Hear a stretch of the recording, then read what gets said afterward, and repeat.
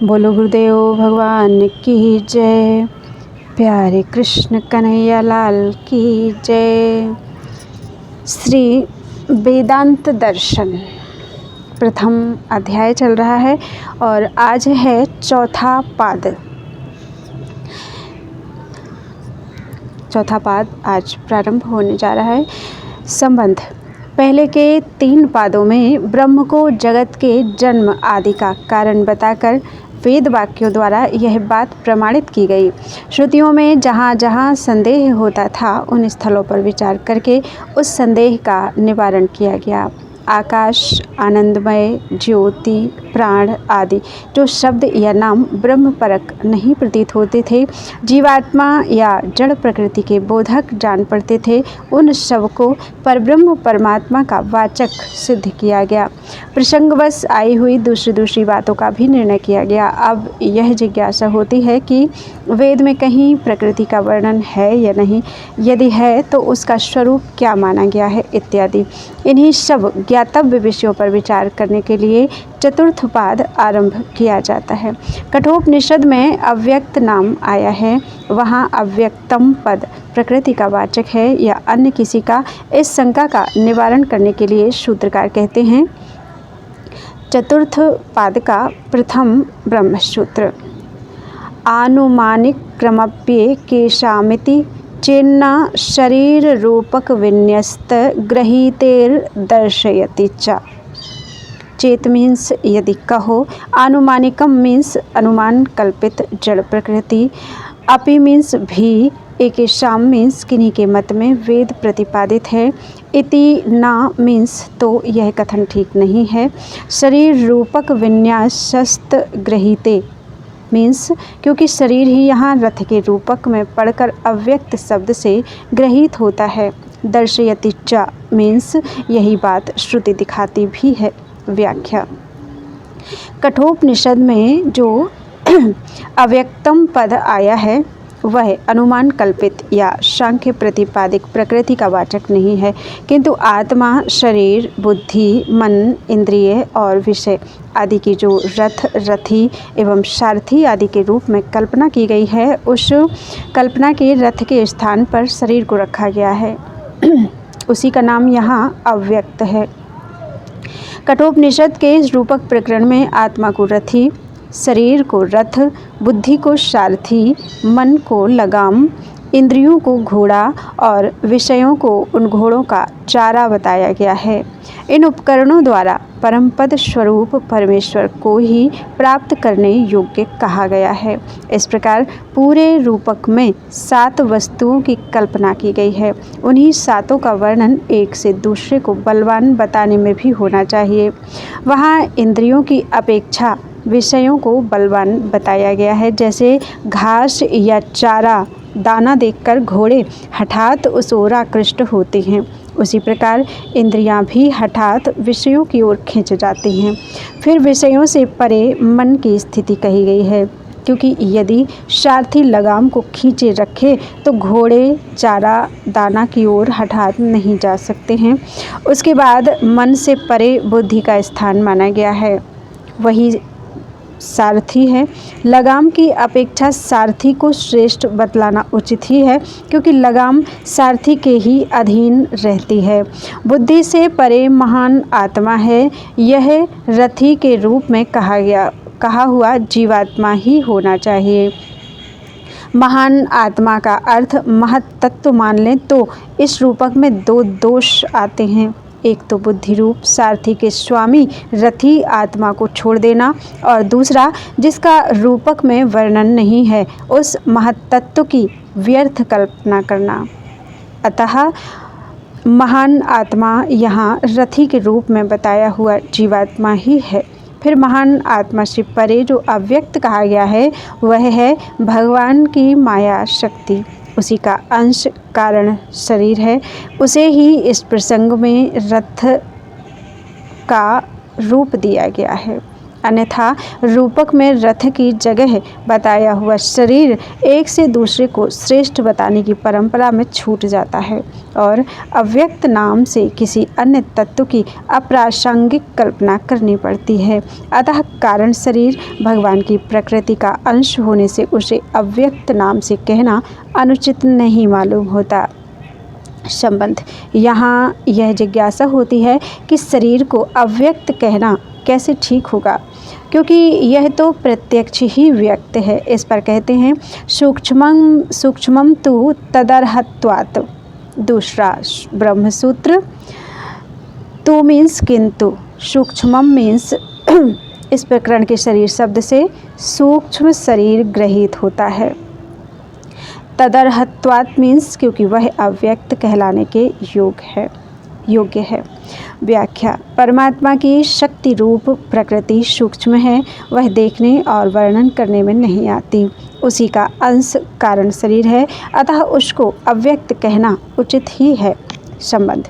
यहाँ यह जिज्ञासा होती है कि जब प्रकृति के अंश को अव्यक्त नाम से स्वीकार कर लिया, तब सांख्य शास्त्र में कहे हुए प्रधान को स्वीकार करने में क्या आपत्ति है। सांख्य शास्त्र भी तो भूतों के कारण रूप सूक्ष्म तत्व को ही प्रधान या प्रकृति कहता है। इस पर कहते हैं तदधीनत्वादर्थवत्। तीसरा ब्रह्मसूत्र, तदधीनत्वात् मीन्स उस परमात्मा के अधीन होने के कारण, अर्थवत मीन्स वह शक्ति रूपा प्रकृति सार्थक है। व्याख्या।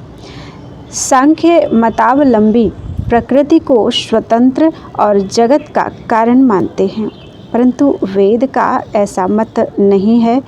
वेद में उस प्रकृति को परब्रह्म परमेश्वर के ही अधीन रहने वाली उसी की एक शक्ति बताया गया है। शक्ति शक्तिमान से भिन्न नहीं होती, अतः उसका स्वतंत्र अस्तित्व नहीं माना जाता। इस प्रकार परमात्मा के अधीन हो उसी की एक शक्ति होने के कारण उसकी सार्थकता है, क्योंकि शक्ति होने से ही शक्तिमान परमेश्वर के द्वारा जगत की सृष्टि आदि कार्य होने संभव हैं। यदि परब्रह्म परमेश्वर को शक्तिहीन मान लिया जाए, तब वह इस जड़ चेतनात्मक संपूर्ण जगत का कर्ता धर्ता और संघर्ता कैसे हो सकता है। फिर तो उसे सर्वशक्तिमान भी कैसे माना जा सकता है। श्वेताश्वतर उपनिषद में स्पष्ट कहा गया है कि महर्षियों ने ध्यान योग में स्थित होकर परमात्म देव की स्वरूपभूता अचिंत शक्ति का साक्षात्कार किया, जो अपने गुणों से आवृत है। अर्थात ते ध्यान योगानुगता अपश्यन देवात्मशक्तिम गुण स्वगुणैर्निगूढ़म्। श्वेताश्वतर उपनिषद का यह मंत्र है। वहीं यह भी कहा गया है कि उस परमेश्वर की स्वाभाविक ज्ञान बल और क्रिया रूप शक्तियाँ नाना प्रकार की सुनी जाती हैं। संबंध। वेद में बताई हुई प्रकृति सांख्योक्त प्रधान नहीं है। इस बात को दृढ़ करने के लिए दूसरा कारण बताते हैं। चौथा ब्रह्मसूत्र है ज्ञेयत्वाच वचनाच्च। ज्ञेयत्वा वचनात्। वेद में प्रकृति को ज्ञेय नहीं बताया गया है, इसलिए चामीन्स भी यह सांख्योक्त प्रधान नहीं है। व्याख्या। सांख्य मतावलंबी प्रकृति को ज्ञेय मानते हैं। उनका कहना है कि गुण पुरुषांतर ज्ञानात् कैवल्यम, अर्थात गुणमयी प्रकृति और पुरुष का पार्थक्य जान लेने से कैवल्य अर्थात मोक्ष प्राप्त होता है। प्रकृति के स्वरूप को अच्छी तरह जाने बिना उससे पुरुष का पार्थक्य अर्थात भेद कैसे होता है। अतः उनकी मत में प्रकृति भी ज्ञेय है, परंतु वेद में प्रकृति को ज्ञेय अथवा उपास्य कहीं नहीं कहा गया है। वहाँ तो एकमात्र परब्रह्म परमेश्वर को ही जानने योग्य तथा उपास्य बताया गया है। इससे यही सिद्ध होता है कि वेदोक्त प्रकृति सांख्यवादियों के माने हुए प्रधान तत्व से भिन्न है। संबंध। अपने मत की पुष्टि के लिए सूत्रकार स्वयं ही शंका उठाकर उसका समाधान करते हैं। 5वें ब्रह्मसूत्र में वदतीति चेन्न प्राज्ञो ही प्रकरणात्। चेत मीन्स यदि कहो, वदति मीन्स वेद प्रकृति को भी ज्ञेय बताता है, इति ना मीन्स तो ऐसा कहना ठीक नहीं है, ही मीन्स क्योंकि वहाँ ज्ञेय तत्व, प्राज्ञा मीन्स परमात्मा ही है, प्रकरणात् मीन्स प्रकरण से यही बात सिद्ध होती है। व्याख्या। कठोपनिषद में जहाँ अव्यक्त की चर्चा आई है, उस प्रकरण के अंत में कहा गया है कि अशब्दमस्पर्शमरूपमव्यय तथा रस नित्यं गंधवच्चयत् अनाद्यनंत महता परध्रुव निचाय्य तन मृत्यु मुखात् प्रमुच्यते। जो शब्द, स्पर्श, रूप, रस और गंध से रहित, अविनाशी, नित्य, अनादि, अनंत, महत से परे तथा ध्रुव है, निश्चल है, उस तत्व को जानकर मनुष्य मृत्यु के मुख से छूट जाता है। इस मंत्र में ज्ञेय तत्व के जो लक्षण बताए गए हैं, वे सब सांख्योक्त प्रधान में भी संगत होते हैं, अतः यहाँ प्रधान को ही ज्ञेय बताना सिद्ध होता है। ऐसी बात यदि कोई कहे तो उसका यह कथन ठीक नहीं है, क्योंकि यहाँ परब्रह्म परमेश्वर के स्वरूप का वर्णन है। आगे पीछे सब जगह उसी को जानने और प्राप्त करने योग्य बताया गया है। ऊपर जो मंत्र उद्धृत किया गया है, उसमें बताए हुए सभी लक्षण परमात्मा में ही यथार्थ रूप से संगत होते हैं, अतः उसमें भी परमात्मा के ही स्वरूप का वर्णन तथा उसे जानने के फल का प्रतिपादन है। इसलिए इस प्रकरण से यही सिद्ध होता है कि श्रुति में परमात्मा को ही जानने के योग्य कहा गया है तथा उसी को जानने का फल मृत्यु के मुख से छूटना बताया गया है। यहाँ प्रकृति का वर्णन नहीं है। संबंध। कठोपनिषद में अग्नि, जीवात्मा तथा परमात्मा, इन तीन का प्रकरण तो है ही। इसी प्रकार चौथे प्रधान तत्व का भी प्रकरण मान लिया जाए तो क्या हानि है। इस पर कहते हैं, त्रयाणामेव चैवम उपन्यासः प्रश्नश्च। त्रयाणाम मीन्स इस उपनिषद में तीन का, एव मीन्स ही, एवं मीन्स इस प्रकार, ज्ञेय रूप से, उपन्यासः मीन्स उल्लेख हुआ है, चा मीन्स तथा, इन तीनों के संबंध में, प्रश्नः मीन्स प्रश्न भी किया गया है। व्याख्या। कठोपनिषद के प्रकरण में नचिकेता ने अग्नि, जीवात्मा और परमात्मा, इन तीनों को जानने के लिए प्रश्न किया है। अग्नि विषयक प्रश्न इस प्रकार है, सा त्वमग्नि स्वर्ग मध्येसि मृत्यो प्रवोहि त्वं श्रद्धानाय मह्यम।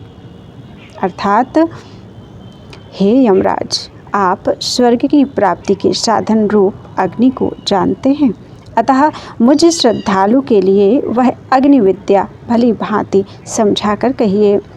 तदनंतर जीव विषयक प्रश्न इस प्रकार किया गया है, येयम प्रेते विचिकित्सा मनुष्येस्तीत्येके नायमस्तीति चैके एतद्विद्या मनुष्यष्टस्त्वयाहम्।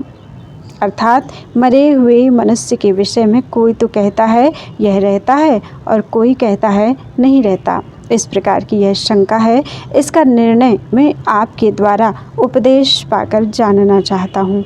तत्पश्चात आगे चलकर परमात्मा के विषय में इस प्रकार प्रश्न उपस्थित किया गया है, अन्यत्र धर्माद अन्यत्र धर्मान यत्रास्मात् कृताकृतात् अन्यत्र भूताच्च भव्याच्च यत्तत् पश्यति तद्वद। जो धर्म और अधर्म दोनों से, कार्य कारण रूप समस्त जगत से एवं भूत, वर्तमान और भविष्यत, इन तीन भेदों वाले काल से तथा तत्संबंधी समस्त पदार्थों से अलग है, ऐसे जिस तत्व को आप जानते हैं उसी का मुझे उपदेश कीजिए। इस प्रकार इन तीनों के विषय में नचिकेता का प्रश्न है कठोपनिषद में, और प्रश्न के अनुसार ही यमराज का क्रमशः उत्तर भी है। अग्नि विषयक प्रश्न का उत्तर क्रमशः 1:1:14 से 19 तक के मंत्रों में दिया गया है। जीव विषयक प्रश्न का उत्तर पहले तो 1:2:18-19 में, फिर 2:2:7 में दिया गया है। परमात्म विषयक प्रश्न का उत्तर 1:2:20 से लेकर ग्रंथ की समाप्ति तक दिया गया है। बीच बीच में कहीं जीव के स्वरूप का भी वर्णन हुआ है, परंतु प्रधान के विषय में ना तो कोई प्रश्न है ना उत्तर ही। इससे यह निश्चित होता है कि यहाँ उक्त तीनों के सिवा चौथे का प्रसंग ही नहीं है। संबंध: जब प्रधान का वाचक अव्यक्त शब्द उस प्रकरण में पड़ा है तो उसे दूसरे अर्थ में कैसे लगाया जा सकता है? इस पर कहते हैं महदवच्चा। 7वां ब्रह्मसूत्र। महदवत मीन्स महद शब्द की भांति, चा मीन्स इसको भी दूसरे अर्थ में लेना अयुक्त नहीं है। व्याख्या: जिस प्रकार महत शब्द सांख्य शास्त्र में महत्त्व के लिए प्रयुक्त हुआ है, किंतु कठोपनिषद में वही शब्द आत्मा के अर्थ में प्रयुक्त है, उसी प्रकार अव्यक्त शब्द भी दूसरे अर्थ में माना जाए तो कोई विरोध नहीं है। महत शब्द का प्रयोग जीवात्मा के अर्थ में इस प्रकार आया है: बुद्धिरात्मा महान पर। बुद्धि से महान आत्मा पर है। यहाँ इसको बुद्धि से परे बताया गया है, किंतु सांख्य मत में बुद्धि का ही नाम महत्त्व है, इसलिए यहाँ महत शब्द जीवात्मा का वाचक है। इस प्रकार वेदों में जगह जगह महत शब्द का प्रयोग सांख्य मत के विपरीत देखा जाता है। उसी प्रकार अव्यक्त शब्द का अर्थ भी सांख्य मत से भिन्न मानना अनुचित नहीं है, प्रत्युत उचित ही है। संबंध: इस प्रकरण में आया हुआ अव्यक्त शब्द यदि दूसरे अर्थ में मान लिया जाए तो भी श्वेताश्वतरोपनिषद में अजा शब्द से अनादि प्रकृति का वर्णन उपलब्ध होता है। वहाँ उसे श्वेत, लाल और काला इन 3 वर्णों वाली कहा गया है। इससे यह बात स्पष्ट हो जाती है कि सांख्य शास्त्रोक्त त्रिगुणात्मिका प्रकृति को ही वेद में जगत का कारण माना गया है, ऐसा संदेह उपस्थित होने पर कहते हैं 8वां ब्रह्मसूत्र। चमशवद विशेषात। अजा शब्द वहाँ सांख्य शास्त्रोक्त प्रकृति का वाचक है, यह सिद्ध नहीं होता, क्योंकि अविशेषात मीन्स किसी प्रकार की विशेषता का उल्लेख न होने से चमसवत मीन्स चमस की भांति उसे दूसरे अर्थ में भी लिया जा सकता है। व्याख्या: श्वेताश्वतरोपनिषद में जिस अजा का वर्णन है उसका नाम चाहे जो रख लिया जाए, परंतु वास्तव में वह परब्रह्म की शक्ति है और उस ब्रह्म से भिन्न नहीं है। उक्त उपनिषद में यह स्पष्ट लिखा है कि जगत का कारण कौन है। इस पर विचार करने वाले महर्षियों ने ध्यान योग में स्थित होकर उस परम देव परमेश्वर की स्वरूप भूता अचिंत्य शक्ति को ही कारण रूप में देखा और यह निश्चय किया कि जो परम देव अकेला ही काल, स्वभाव आदि से लेकर आत्मा तक समस्त तत्वों का अधिष्ठान है, जिसके आश्रय से ही वे सब अपने अपने स्थान में कारण बनते हैं, वही परमात्मा इस जगत का कारण है। अतः यह सिद्ध होता है कि वेद में अजा नाम से जिस प्रकृति का वर्णन हुआ है वह भगवान के अधीन रहने वाली उन्हीं की अभिन्न स्वरूपा अचिंत्य शक्ति है, सांख्य कथित स्वतंत्र तत्व रूप प्रधान या प्रकृति नहीं। इसी बात को स्पष्ट करने के लिए सूत्र में कहा गया है कि जिस प्रकार चमस शब्द रूढ़ि से सोमपान के लिए निर्मित पात्र विशेष का वाचक होने पर भी बृहदारण्यक उपनिषद में आए हुए अर्वाग बिलशस चमस ऊर्ध्वबोधन इत्यादि मंत्र में वह सिर के अर्थ में प्रयुक्त हुआ है, उसी प्रकार यहाँ अजा शब्द भगवान की स्वरूप भूता अनादि अचिंत्य शक्ति के अर्थ में है। ऐसा मानने में कोई बाधा नहीं है, क्योंकि यहाँ ऐसा कोई विशेष कारण नहीं दिखता जिससे अजा शब्द के द्वारा सांख्य कथित स्वतंत्र प्रकृति को ही ग्रहण किया जाए। संबंध: अजा शब्द जिस अर्थ में रूढ़ है उसको ना लेकर यहाँ दूसरा कौन सा अर्थ लिया गया है, इस जिज्ञासा पर कहते हैं 9वां ब्रह्मसूत्र। ज्योतिरुपक्रमा तु तथा यधीयत एके। तु मीन्स निश्चय ही, ज्योतिरुपक्रमा मीन्स यहाँ अजा शब्द तेज आदि त्रिविध तत्वों की कारणभूता परमेश्वर की शक्ति का वाचक है। ही मीन्स क्योंकि, एके मीन्स एक शाखा वाले, तथा मीन्स ऐसा ही, अधीयते मीन्स अध्ययन अर्थात वर्णन करते हैं। व्याख्या। छांदोग्य उपनिषद में परमेश्वर से उत्पन्न तेज आदि तत्वों से जगत के विस्तार का वर्णन है। अतः यहाँ यही मानना ठीक है कि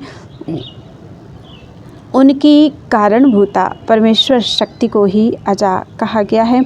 छांदोग्य में बताया गया है कि उस परमेश्वर ने विचार किया कि मैं बहुत हो जाऊं।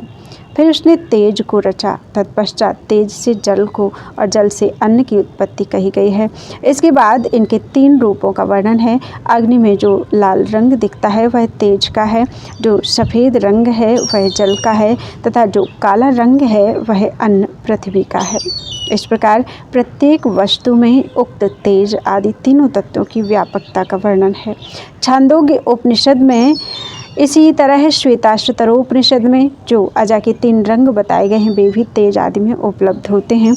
अतः निश्चित रूप से यह नहीं कहा जा सकता कि यहाँ अजा के नाम से प्रधान का ही वर्णन है।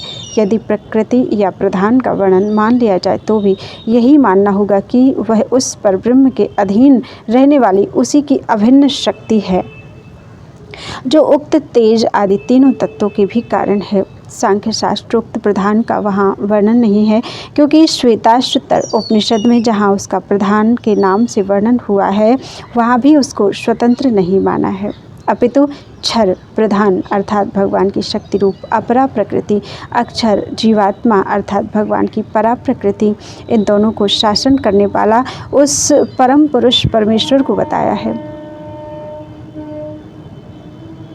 क्षरम प्रधानम अमृताक्षरम हरः क्षरात्माना विशते देव एकः।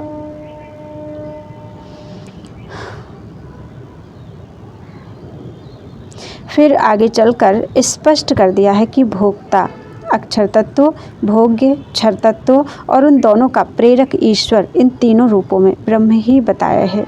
भोक्ता भोग्यम प्रेरितारम च मत्वा सर्वं प्रोक्तम त्रिविधम ब्रह्ममेतत्। अतः अजा शब्द का पर्याय प्रधान होने पर भी वह सांख्य शास्त्रोक्त प्रधान नहीं है, अपितु परमेश्वर के अधीन रहने वाली उसी की एक शक्ति है। लाल, सफ़ेद और काला ये 3 रंग के रूप बताए गए हैं। ऐसी जिज्ञासा होने पर कहते हैं राधा राधा कल्पनोपदेशाच्च मध्वादिवद विरोधः। 10वां ब्रह्मसूत्र। कल्पनोपदेशात मीन्स यहाँ अजा का रूपक मानकर उसके त्रिविध रूप की कल्पना पूर्वक उपदेश किया गया है। इसलिए कल्पनोपदेशात मीन्स यहाँ अजा का रूपक मानकर उसके त्रिविध रूप की कल्पना पूर्वक उपदेश किया गया है। इसलिए चा मीन्स भी, मध्वादिवत मीन्स मधु आदि की भांति, अविरोधा मीन्स कोई विरोध नहीं है। व्याख्या। जैसे छांदोग्य में रूपक की कल्पना करते हुए जो वास्तव में मधु नहीं, उस सूर्य को मधु कहा गया है। बृहदारण्यक में वाणी को धेनु ना होने पर भी धेनु कहा गया है तथा द्युलोक आदि को अग्नि बताया गया है।